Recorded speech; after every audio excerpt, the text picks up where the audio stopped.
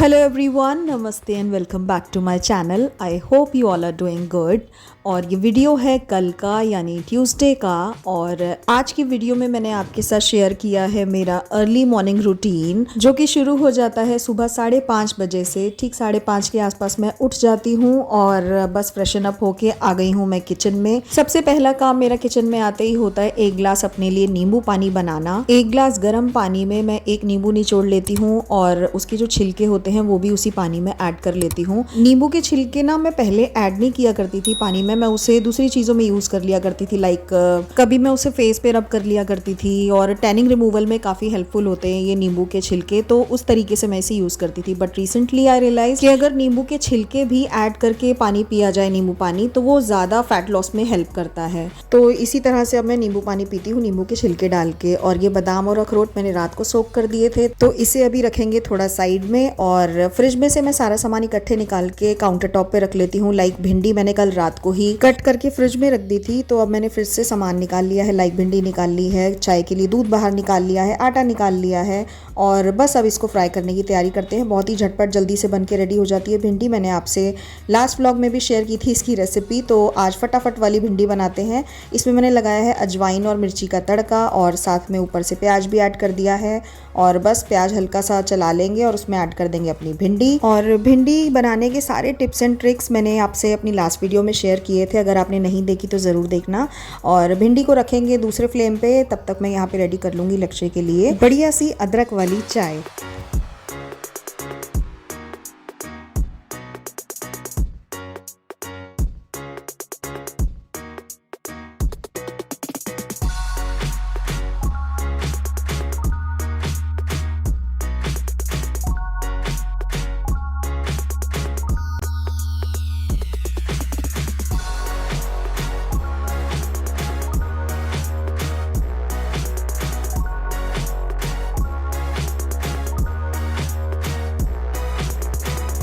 Okay जी, तो भिंडी हमारी ऑलमोस्ट बनने ही वाली है और चाय भी हमारी बन के रेडी हो गई है। तो चलिए अब बना लेते हैं रोटी और पराठा। लक्ष्य एक्चुअली रोटी ले जाना ही पसंद करता है अपने टिफ़िन में, उसे पराठा ले जाना पसंद नहीं है। और इसीलिए मैं उसे ब्रेकफास्ट में एक पराठा ज़रूर खिला के भेजती हूँ। अगर आप मुझे फॉलो कर रहे हैं पिछले कुछ टाइम से तो आप जानते होंगे कि मैं हमेशा लक्ष्य को ब्रेकफास्ट में चाय पराठा खिला के ही भेजती हूँ, ताकि वो थोड़ा फुलफिलिंग भी रहे। और उसका लंच ब्रेक काफ़ी छोटा सा होता है, 10-15 मिनट का, और एक ही ब्रेक होता है। सो इट्स बेटर कि मैं उसे घर से ही पराठा वगैरह इस तरह का कुछ हैवी कुछ खिला के भेजूं। ओके जी, तो लक्ष्य को ब्रेकफास्ट देने के बाद मैंने यहाँ पे थोड़ा अपना किचन भी ठीक ठाक सा कर लिया है और रोटी पे घी लगा देती हूँ ताकि थोड़ी सॉफ्ट बनी रहे, और उसे पेपर में रैप करके रख देती हूँ।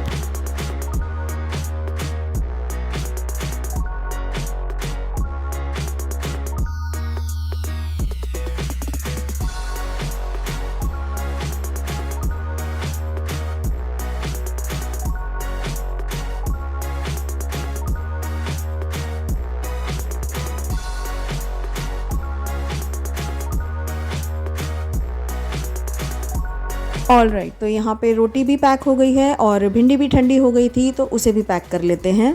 भिंडी मैंने आज थोड़ी क्वांटिटी में ही बनाई थी, बस इतना कि लक्ष्य का टिफ़िन बॉक्स में हो जाए। और बाकी अभी हस्बैंड के लंच के लिए मैं एक दूसरी चीज़ बनाने वाली हूँ, जो कि अभी आप आगे देखोगे। और बस यहाँ पे लक्ष्य का लंच बॉक्स पैक हो गया है और इसके साथ जाएगी एक वाटर बॉटल और साथ में एक फ्रूट दे देती हूँ, जो भी घर में अवेलेबल हो। आज बनाना था तो वो दे दिया।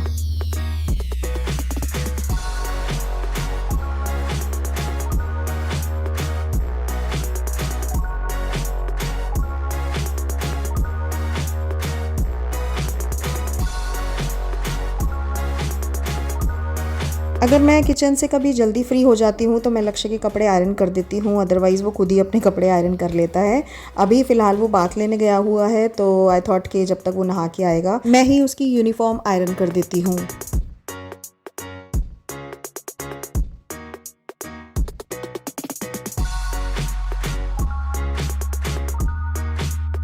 ओके जी, तो आज हस्बैंड के लंच बॉक्स में जाने वाला है ये कटहल की सब्ज़ी, जिसे मैंने मॉर्निंग में ही भिंडी के साथ ही बाहर निकाल दिया था फ्रिज से और वॉश भी करके रख दिया है। पानी में थोड़ी देर डिप रहेंगे। और ये हैं कुछ बर्तन जो मैंने रात को वॉश करके रखे थे, अब अच्छे से ड्राई हो चुके हैं, तो इन्हें भी मैं रैक में लगा दूंगी। और सुबह के छोटे मोटे इतने सारे काम हो जाते हैं कि बस करते जाओ और काम है कि ख़त्म होने का नाम ही नहीं लेते। लाइक अब ये बर्तन ही देख लो।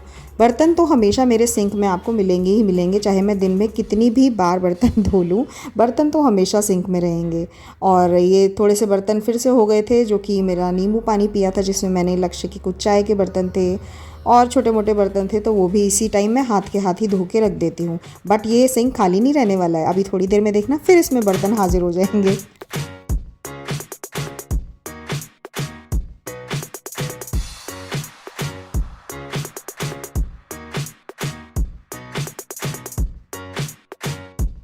मैं हमेशा अपने काम को कुछ इस तरह से मैनेज करती हूँ कि लास्ट के 5 मिनट मैं ज़रूर लक्ष्य के लिए बचा के रखूँ, उसके पास ज़रूर बैठूँ 5 मिनट के लिए। और आज लक्ष्य भी जल्दी रेडी हो गया था, सो इट्स मम्मा बेटा कडलिंग टाइम।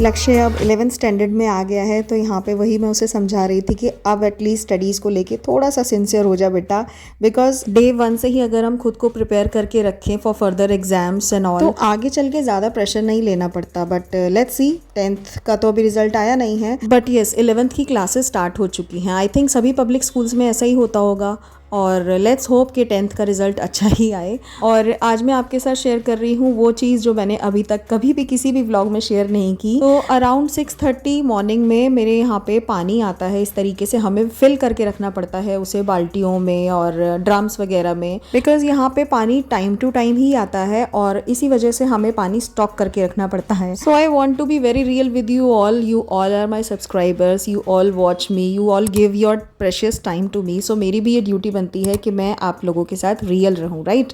सो बस अब पानी भरने के बाद आई टुक अ क्विक शावर और उसके बाद मैं जाने ही वाली थी नीचे मंदिर में पूजा करने के लिए, तो अचानक से बजी डोरबेल और गेस व्हाट के क्या हो सकता है, यस कचरे वाली गाड़ी, जो कि सुबह सुबह ही आती है।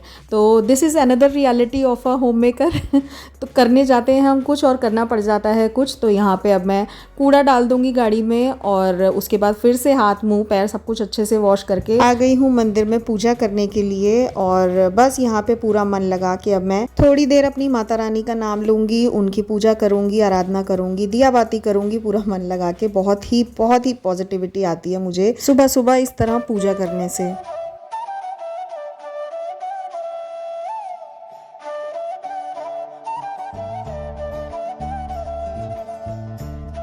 मंदिर में ध्यान लगाने के बाद आ गई हूँ मैं वापस से अपनी कर्म भूमि पे। तो जैसा कि मैंने आपको दिखाया था कि आज हस्बैंड के लंच बॉक्स में कटहल जाने वाला है, तो कटहल को मैंने सेम कढ़ाई में जिसमें मैंने भिंडी बनाई थी उसमें मैं फ्राई कर ले रही हूँ पहले। और इसकी रेसिपी भी आई थिंक मैंने आपके साथ शेयर की हुई है, तो बहुत ज़्यादा डिटेल में नहीं जाऊँगी मैं इसमें। सो बस कटहल को यहाँ पर फ्राई करके निकाल लेंगे एंड पैरेलली मैंने प्याज और लहसुन को भी चॉपर में चॉप कर लिया है बारीक बारीक।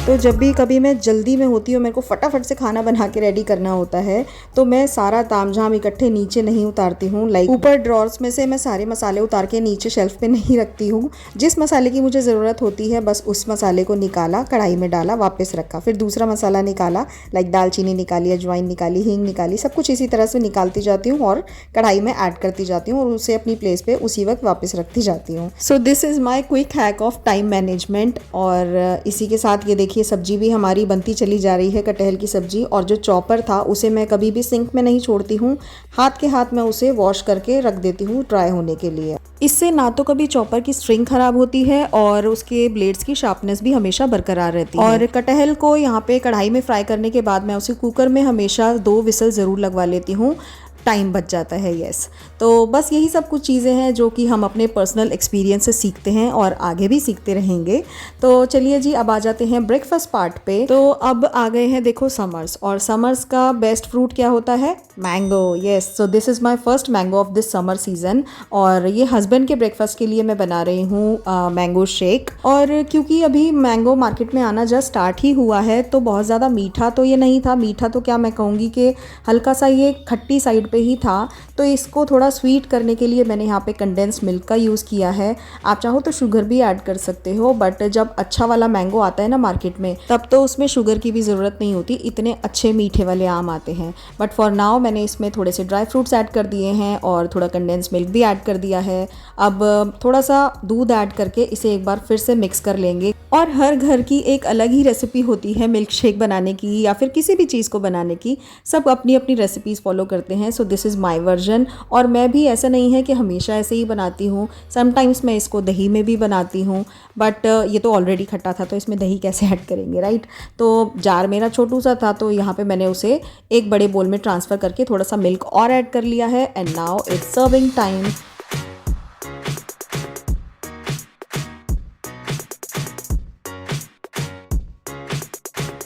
अच्छे से इसकी प्लेटिंग करेंगे। इसे सुंदर सा डेकोरेट किया है मैंने यहाँ पे डेजिकेटेड कोकोनट से और थोड़े चेरीज से। And this is breakfast plate of my husband, और उनको ये काफ़ी पसंद आया। कैसा बना मैंगो शेक?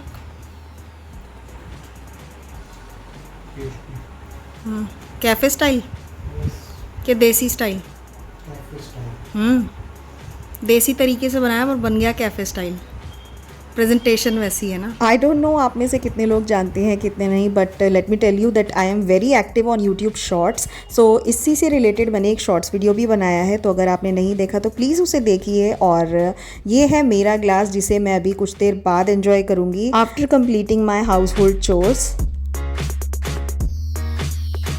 एक कुकिंग टिप मैं आपके साथ यहाँ पे शेयर करना चाहूँगी कि जब भी हम कोई सब्ज़ी बना के रेडी करते हैं तो उसमें ये जो खड़े मसालों का हम यूज़ करते हैं, सब्ज़ी बनने के बाद इसे तुरंत डिस्कार्ड कर दीजिए। अदरवाइज़ क्या होता है ना कि सब्ज़ी में पड़े पड़े ये खड़े मसाले अपनी कड़वाहट छोड़ने लगते हैं और सब्ज़ी में फिर एक अलग सा ही बिटरनेस आने लगती है जो कि उसके टेस्ट को ख़राब कर देती है। तो बस इसके बाद बना ली है मैंने यहाँ पर मेरी और मानसी के लिए चाय, बिकॉज़ हमारा तो भाई चाय के बिना नहीं चलता।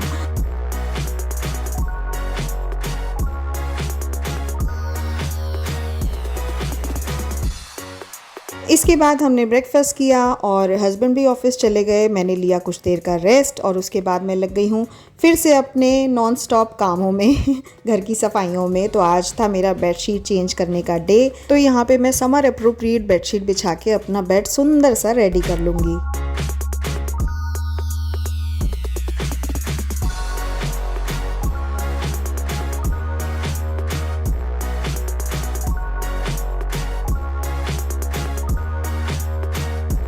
और सिर्फ बेडशीट चेंज करते ही ऐसा लगता है रूम 80% डन हो चुका है, क्लीन हो चुका है। तो यहाँ पे बेड हो गया है एकदम क्लीन एंड क्लियर। और इसके बाद मैं बेडशीट उठा के रख दूंगी ऊपर छत पे वॉशिंग मशीन के पास। और मशीन में अभी इस टाइम नहीं लगाऊंगी बिकॉज क्या हो रहा है ना, आजकल धूप बहुत तेज़ निकल आ रही है, इसीलिए मैंने ये देखो ऊपर का गेट भी बंद किया हुआ है।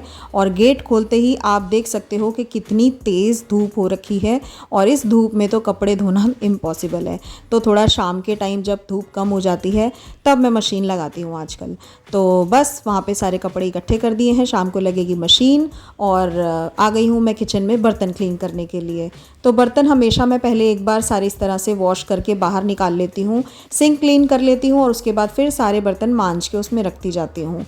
और सिंक क्लीन करने के लिए मेरा एक अलग स्क्रबर है और बर्तन क्लीन करने का मैं स्क्रबर हमेशा अलग रखती हूँ। तो बस सारे बर्तन हो गए हैं मेरे क्लीन और इन्हें वॉश कर करके मैं लगा दूँगी यहाँ साइड में। इनका जब पानी ड्रेन हो जाएगा तब जाएंगे ये अपने रैक में।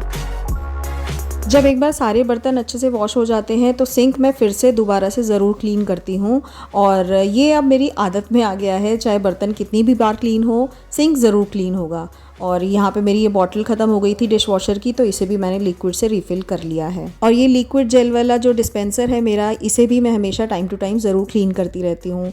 और अब बारी आती है हमारे गैस स्टोव की, किचन प्लेटफॉर्म के क्लीन करने की, तो चलिए इसे भी क्लीन कर लेते हैं। मॉर्निंग में एक बार मैं ज़रूर इसे इस तरीके से स्क्रबर से क्लीन करती हूँ और फिर वाइप अप कर लेंगे इसे, एक बार गीले कपड़े से फिर सूखे कपड़े से। साथ ही साथ टाइल्स भी क्लीन करते रहेंगे और गैस स्टोव के जो नीचे का पार्ट होता है, जो कि कई बार ध्यान नहीं जाता उस पर, बट उसे क्लीन करना भी बहुत ज़रूरी होता है। कई बार स्पिलेज हो जाती है तो उसे भी टाइम टू टाइम ज़रूर क्लीन कर लीजिए। और साथ ही इन आयरन स्टैंड्स को भी मैं ज़रूर क्लीन कर लेती हूँ। और अब बारी आती है इस ठंडे ठंडे मैंगो शेक को एंजॉय करने की।